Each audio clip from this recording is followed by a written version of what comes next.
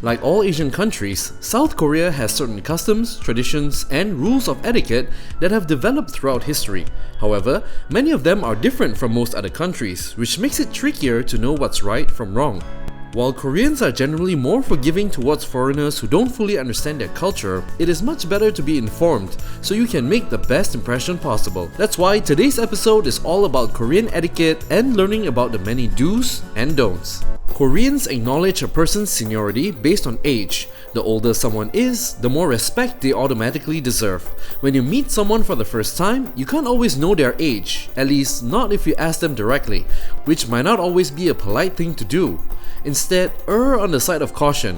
When you meet someone for the first time, use both of your hands to shake the other person's hands. They will understand this gesture as a sign of respect and appreciate you for it. This also applies when someone hands you something like a business card, a gift, or even a plate of food. It is better to accept them using both hands than just one. Bowing is a big part of Korean culture and it happens everywhere, every day, whether it's at school, at the market, or at a business meeting. It is definitely safe to bow to someone who is older or to someone who you've just met for the first time, regardless of whether they offer the gesture first or not. In South Korea, you should never pour your own drink. Instead, you'll pour for someone else and then they'll return the favor to you. It's also more polite to use both hands to hold the cup when pouring.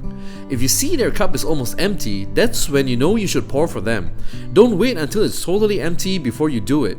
This might seem a bit strange at first, but drinking is part of the Korean culture as well as the practice of pouring drinks for other people.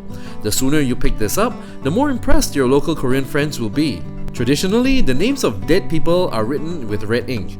That's why it is considered to be bad luck to have your name written in red. People who are superstitious will definitely be offended, so just stick to blue or black ink when writing any names.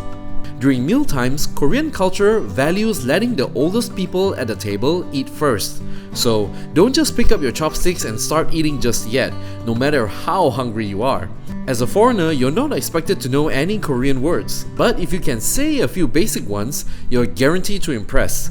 If you're interested, I'd start with learning how to say please and thank you in Korean. Even if you don't know any other words, you'll already come off as being polite. Plus, you show that you took the effort to learn the language, which is always a great thing. If you're in South Korea, make sure you don't miss out on opportunities to go out with native Koreans. Korean outings, business meetings, and friendly get-togethers are super valuable.